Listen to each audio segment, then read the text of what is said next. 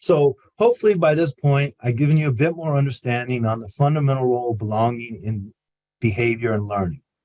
And oddly enough, even though we are more connected now than ever electronically, many students and families are not getting that basic need met. So while the COVID years definitely compounded feelings of alienation, they didn't start it. The decline of community was increasingly being felt before COVID. This slide highlights some of the thoughts, feelings, and behaviors researchers have associated with a lack of belonging. I do cover the role of belonging and mental health in greater detail in the book. And again, Johann Hari's book, Disconnection, is a great read on the connection between community and mental health. This Time magazine cover detailing an epidemic of mental illness in youth was from 2016. And I'm sure now in 2023, many of us educators would love to go back to the good old days of 2016. I recently saw a May 2022 survey of school leaders. It compared the student behavior of students in May of 2022 with the pre-COVID years. The school leaders said physical attacks or fights between students had increased by 33%. Classroom disruptions from misconduct are up 56%. And student verbal abuse of teachers and staff is up 48%. And again, it's not like things were great before COVID. So we opened with the question, how much of the day do kids spend worrying about what others think? Now I would love to hear if you are seeing these effects of rejection in some of your students. In particular, if you take a minute and think of your most challenging student, how many of these symptoms might they display? How many of your students display 3 or more of these?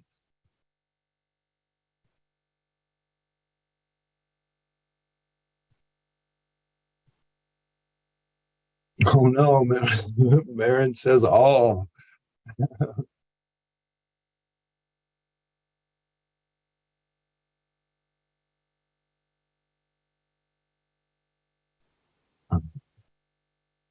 So yeah, it can be alarming. And again, I hate to, my intent here isn't to, be bad news or what have you, but I'm sure as you guys as passionate educators working with the students you work with, you see it, and it's an issue, and it's important we respect the toll it's taking on our students. So when we start to look at the disconnection crisis and mental illness epidemic in our classroom, we can begin to understand how the decline of community has left young people in a precarious place. Many kids are growing up stuck in lizard brain, focused on survival, and hypervigilant to threats. This can create anxiety and contribute to depression. And again, I talk more about that in the book and share some strategies and more research around that. And there's increasingly a lot more awareness around it in broader literature as well. So it feels like something that really resonates with you guys, and I share your feelings. Real quickly, while the decline of community is likely impacting most students, it's almost certainly impacting some more than others. Students with disabilities, Black and Brown students, in many cases, female students, LGBTQ students, are all groups that are especially vulnerable to the harmful impacts of rejection and alienation. I am part of a work group here in California that helps schools with special education disproportionality and equity efforts. Major focus of our work is to help schools understand the lived experience of marginalized groups, to help stakeholders examine their school through a cultural lens. So when we focus on the lived experience of students with disabilities or oppressed groups, teaching becomes much more complex. These are some of the most frequently researched areas documenting the psychological toll prejudice and alienation can take on a person's psyche. And while I don't have time to go into as much detail about these as I'd like today, the research is covered in more detail in the book. Real quickly, cultural mistrust. The history of this country requires as teachers, we as educators expect some skepticism from Black and brown students, and we will have to earn their trust.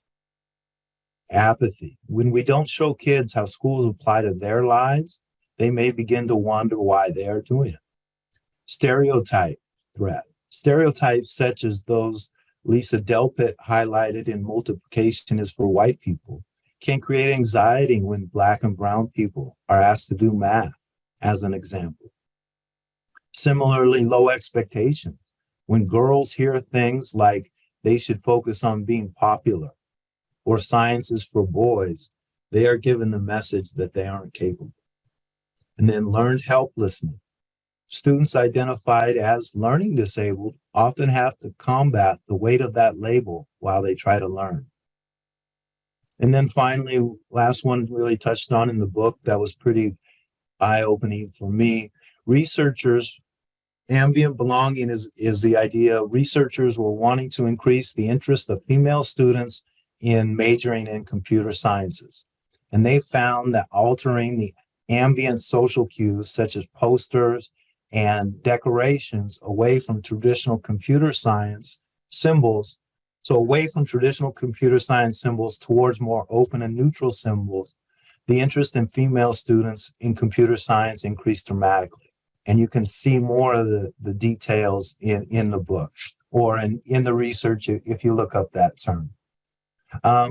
So when we consider the lived experiences of some of our students, you can see that marginalized and alienated students will be inclined to be focused on self-protection and less able to focus on instruction. Well, thank you guys. It was great to try to give a voice to some of those students that often get overlooked or are not heard. So again, in sum, I wanted to quickly touch on 3 primary ways community impacts what is happening in the classroom.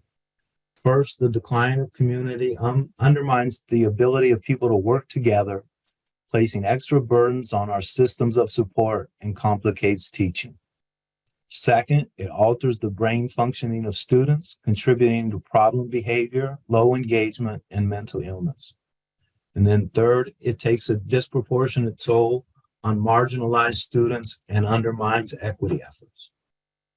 Any quick questions or comments regarding how the disconnection crisis is impacting our classrooms and students before we move on?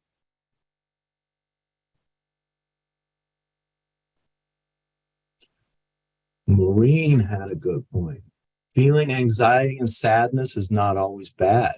It is a signal that something needs attention and needs to be the priority. Feelings are not bad.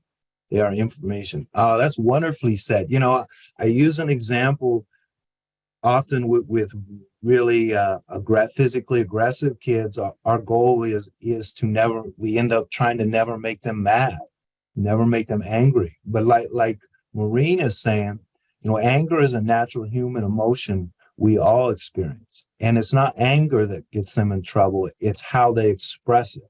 And so a big goal with students like that for me is teaching them, one, that it's okay, and giving them skills and strategies to express it in a socially appropriate way so they get their needs met. It's a very great point, Marie. Has a lot. I'm glad you raised it. Yeah, again, is it Marin again? So yeah, often in Western thought, we're very in the head, but a huge part of trauma therapy and what have you is helping kids reconnect with their body and learning to feel, and then learning that it's okay to feel that. We get afraid of our emotions. Many kids are afraid of feeling those things. And so, yes, and that's easier said than done.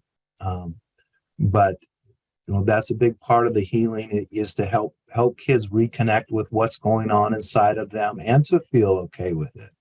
You also make a great point. A lot of kids feel that pressure to always, I think we all do, that we're supposed to be happy all the time or what have you. And so Yeah, there's a lot going on there. Thank you guys for saying that.